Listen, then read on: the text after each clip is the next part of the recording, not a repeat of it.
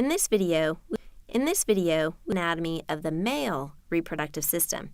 Let's begin by simply identifying structures that are important in the male reproductive system.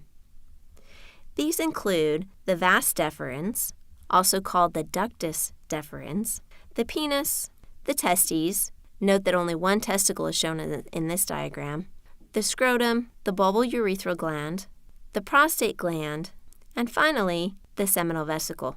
You have to have a basic understanding of location in order to understand function and how all these structures work together. We will begin with the testes, the male gonad. This is a diagram of the longitudinal section through one testicle, so you can now see what's inside. Notice that the majority of the testicle is composed of seminiferous tubules. These tubules produce sperm via spermatogenesis. But how? Let's take a closer look. In order to do this, we need to zoom in on the seminiferous tubule and take a cross-section through the tubule. Imagine taking a garden hose and cutting it in half. This would be similar to cutting the tubule in half and looking at what's inside. The lumen of the seminiferous tubule is lined by cells called Sertoli cells. These Sertoli cells are connected via tight junctions. Lining the outside of the Sertoli cells is a layer of smooth muscle. Outside of the Sertoli cells are the Leydig cells. These are all the cells that are really important. In addition to these structures, you will need to be familiar with the following compartments: the basal compartment and the luminal compartment. These compartments are basically talking about regions of the cross-section. If we are talking about the basal compartment, we are talking about the area that goes from the tight junction toward that smooth muscle.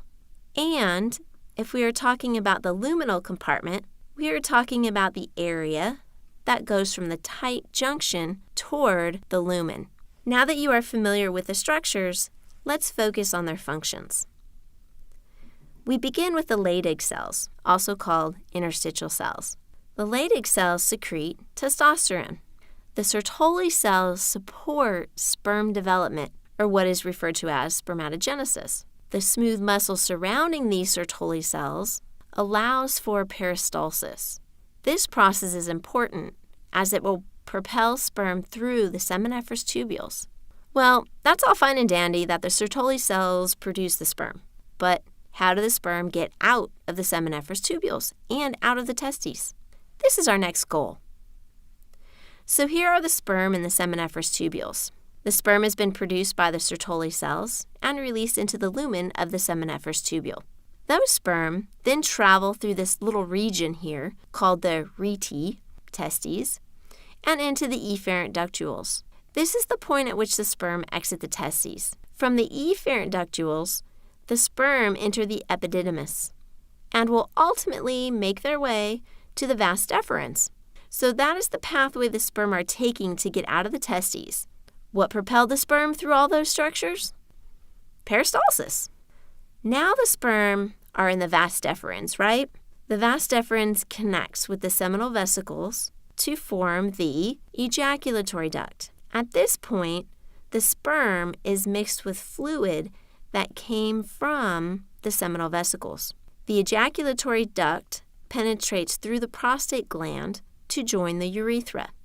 As such, the sperm wind up in the urethra, which receives substances from the bulbourethral glands.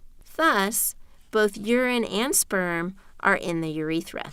So that was just the pathway that sperm take from the seminiferous tubules to the urethra. Now, let's look more closely at the accessory glands I mentioned earlier. The seminal vesicles secrete an alkaline fluid that contains fructose, enzymes, and prostaglandins. Remember, alkaline fluids are basic. The purpose of this alkaline fluid is to neutralize the acid that is in the female reproductive tract. The fructose is used for energy. Remember, sperm have to swim, so they need energy for motility. The enzymes in the fluid facilitate semen clotting. There are also prostaglandins in this fluid. These are for motility and viability of the sperm.